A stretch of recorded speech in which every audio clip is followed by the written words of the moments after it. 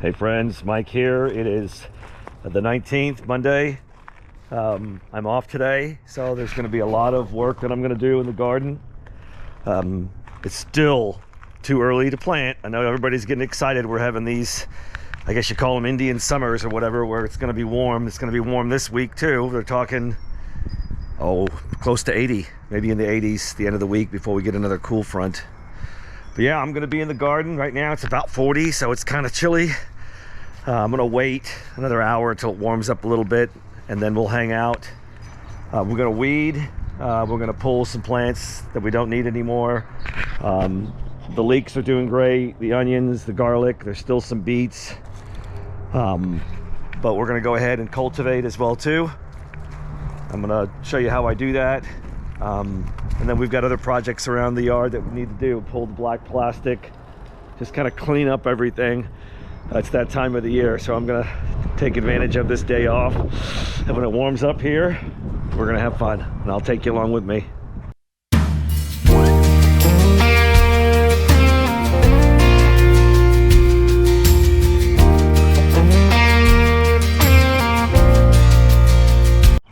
Okay guys, so we have moved our 30-gallon grow table for our potatoes forward from back there. We realized that last year we probably weren't getting enough sun exposure for our sweet potatoes and our potatoes. So this is going to hopefully help this year. So I'm going to get these 30-gallon. They're a little heavy. I'm going to get them up here, and we'll start filling up the other ones over the next week or two. We have realized that our sweet potatoes have not been getting enough sunlight. And another thing I want to talk about too is the reason why we plant our potatoes on these grow tables is fire ants here in Texas.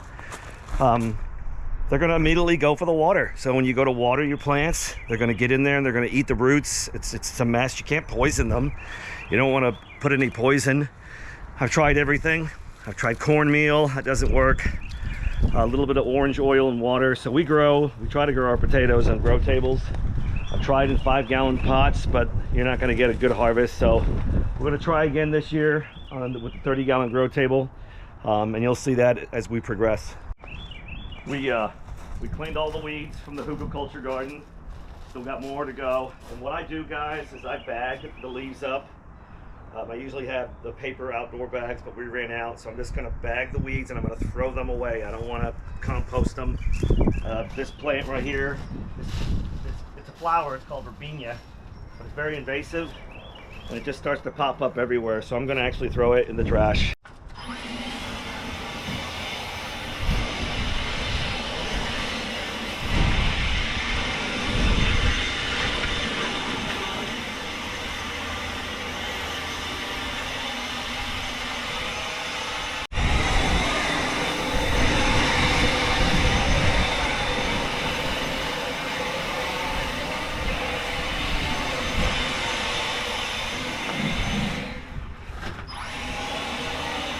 So guys, we're not going to let these leaves go to waste. I usually just take the leaf blower, blow them to this corner over here, gather them up, and I'll put them in our compost pile.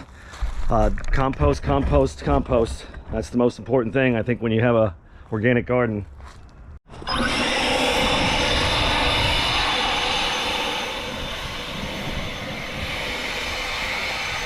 All right, friends, progress. I love it. So let me explain, those of you that are new to the channel, this is our utility area. It's also our grow table area.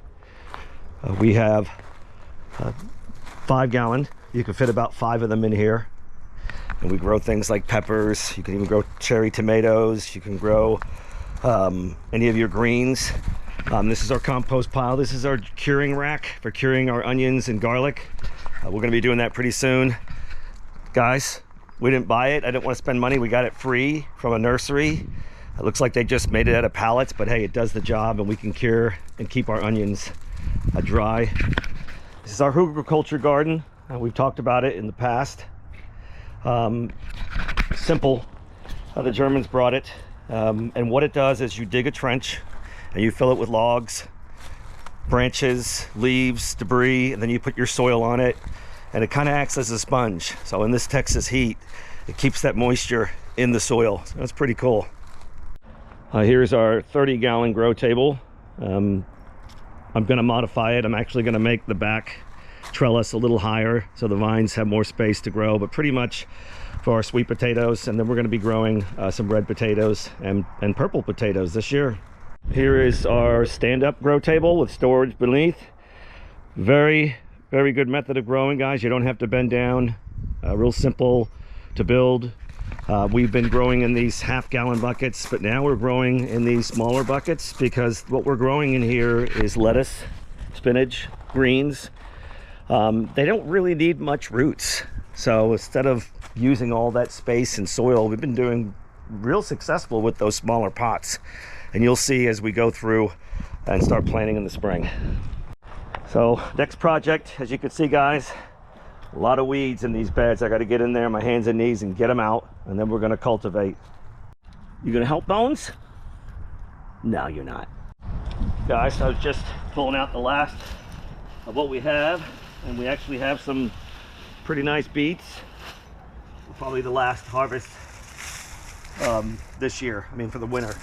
But I decided, you know what, let's just pull them out, and we'll go ahead and wash them up, and we'll eat them.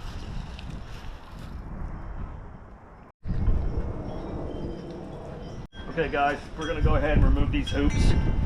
These are just PVC with rebar, and we use these to put the row cover over to protect the plants in the winter. I don't think we're going to have another freeze, so when we go to plant mid-March, March 20th, I'm not going to be worrying about a freeze. So we'll go ahead and remove these. Real simple, guys. It's a good method you can use for shade cover too. When it's extremely hot, just remove that PVC. Make sure you pull that rebar out. And that's it. And we'll take care of the rest of them.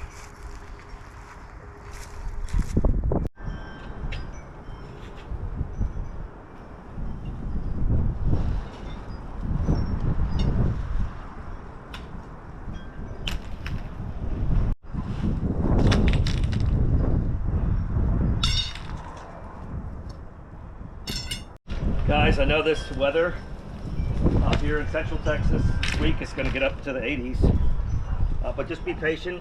I have seen cold weather. I've had seen freeze into March. You don't want to get your plants in the ground and not have a way to protect them from the cold. One thing I can do from time to time, guys, is if I know it's going to be cold, even mid to upper 30s, you could shock your plants. Let's just say I have a tomato plant, a really young tomato plant in the ground. You can just take a bucket, put a rock on it, and that will protect it if it starts to get close to the freezing temperature. So that is a method. There's also row cover. I don't want to deal with that because it's just kind of it's a hard task to be putting it up and down. So we're taking down the hoops, no more row cover, and if we plant our plants, we'll wait till March, middle of March, third week, it should be fine. Sorry guys, I had to change batteries. So we've got a nice little utility area here. I can hang my PVC, anything. I do keep a lot of materials because I do repurpose them. So if you have a garden, try to have a little utility area that you can collect things like, you know, goat panel, chicken wire. You might want to use these things for your garden. Hey friends, we're done with all the weeding. We got a lot of stuff done. I'm very happy. We're not going to plant anything. We've got our starts in our mud room. Plenty of sunlight. It's warm. But I want to talk about cultivating or tilling. There's a couple of methods. There's the no dig, which I totally respect that. And then there's those of us that cultivate. My cultivator is very small, as you can see. The blade only goes down about 4.5 to 5 inches. So we're really not messing with those microbes down deep in the soil. And that's the purpose of no dig, is just to keep them living organisms down in there and don't disturb them. But here in Texas, and I'm sure in the South, our soil will get compacted. And we've had to amend our soil with sand and peat moss to loosen it up. In some areas we have clay. So just before I go to plant, I'll cultivate at 4.5 inches just to loosen everything up, and everything down below, past that, is still fine. So I go ahead and I cultivate. If you have any comments, please put them down below. I'd love to hear it.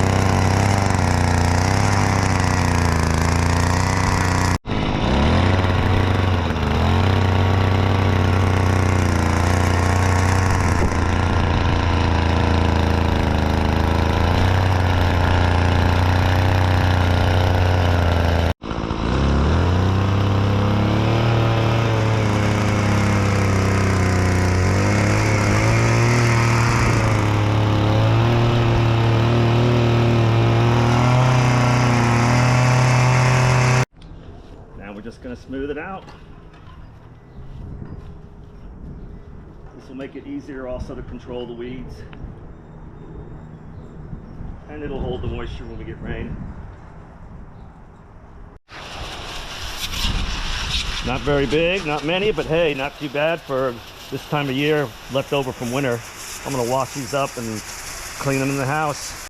Well, I hope you friends had a good time watching. It was good that we got this done. I've been wanting to do it for a while now. It's a lot of work and preparation for the spring planting. Fall planting just kind of comes into place in between the summer harvest. But this is the time of the year where you really got to prepare the soil. You got to get ready. Just got to get everything clean, weeded, and ready. But this was a bonus, so I'm happy about that. Maybe do some roasted beets tonight. Hey guys, put comments down below. We've been taking kind of a break lately. We haven't been filming as much. I'm back to work. I've told you guys before, I had to go back to work. It's actually pretty nice too. And just haven't had time to film as much, but we will be filming more of the planting and the gardening and the harvesting and the canning and the cooking, and we're going to be taking some day trips. Just something else that we like to do. You can look at some of our past videos. We take day trips around Texas, 2-3 hours away, just to show you small towns and cool things that are going on. But hey guys, like, subscribe, put some comments down below if you learned anything or you have suggestions. We appreciate it. Till next time, we'll see you later, folks. God bless.